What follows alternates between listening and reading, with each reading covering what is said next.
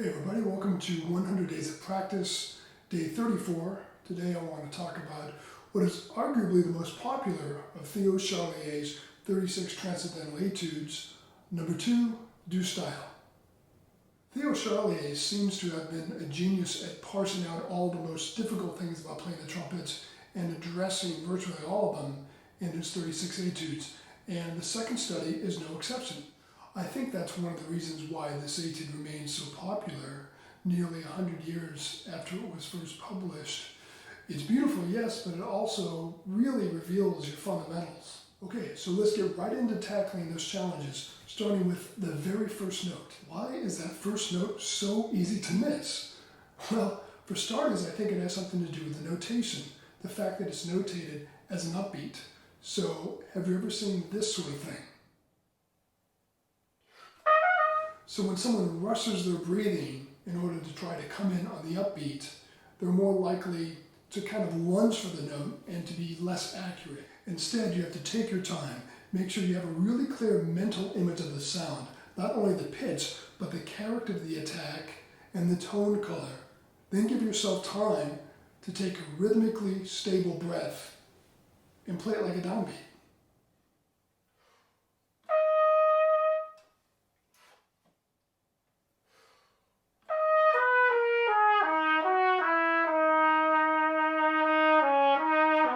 Now, sometimes you may find that this is not enough, because there's a second reason why we might miss a note besides not having a clear mental image of the sound, and that usually is a problem with coordination.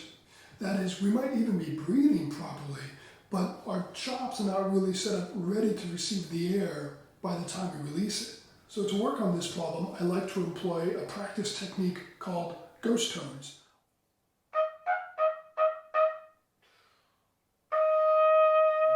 I deliberately empty the air out of my lungs, set the embouchure, kind of find it, sort of spit the notes out a few times. It doesn't even matter if I cack it, just finding the embouchure, then without resetting, take a real breath and play a real note. And then next I'll reset and try a normal attack, seeing if I can get the same feeling of connection to the horn that I had when I used the ghost tones.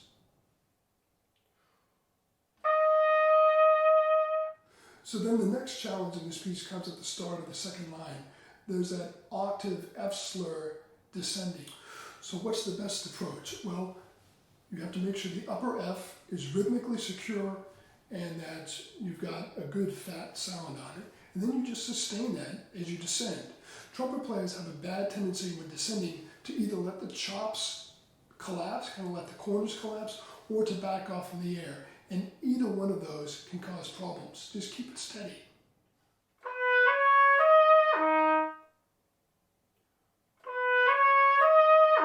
So next, just a couple measures later, is the ascending F octave slur.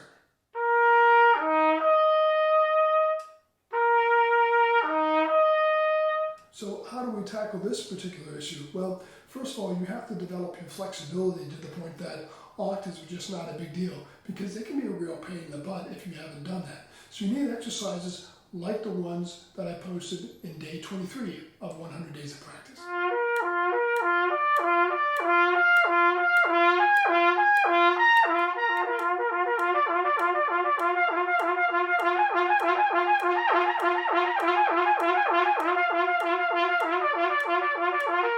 So again, you want to avoid excess muscularity, keep the chops stable, think more of the vowel sounds rather than the squeezing from the lips, and keep the air strong the whole way. And by the time you get comfortable with this exercise, you'll find that octaves have gotten a lot easier. Next, at the end of that second line, I often hear a kind of choppy or bumpy playing from young players. And really you want to take the same approach you did with the descending F octave slur. Keep the chop steady and keep the air steady as well. Trust your chops. You don't have to use a lot of muscle to play this passage.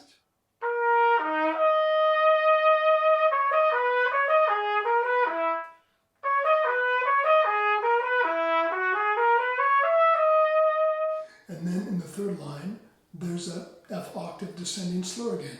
So once again, you want everything to be very stable and let the air do all the work.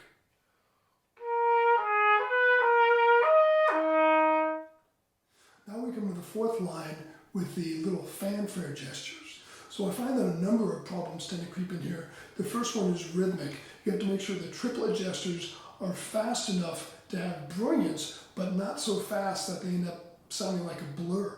Another problem that creeps in is just with the technique of triple tonguing. You have to make sure you're paying your dues with slow multiple tongue practice. Go back to the Hardenberger's book. And when you feel like you've got good command of your triple tongue, play the gesture, but simplify it by playing it all on one note.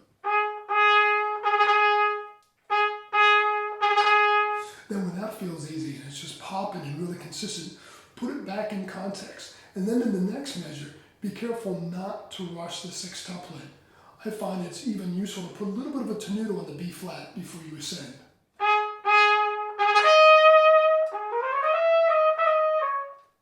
And then of course, in the next measure, the same fanfare gesture, a perfect fourth lower, gets the same treatment.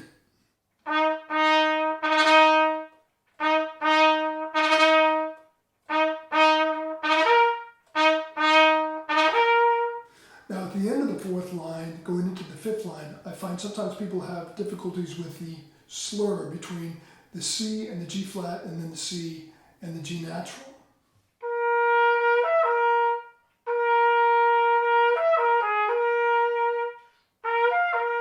And for this passage, the same principles apply that we discussed earlier.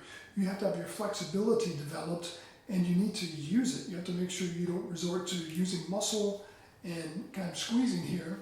Just keep it stable and let the air do the work.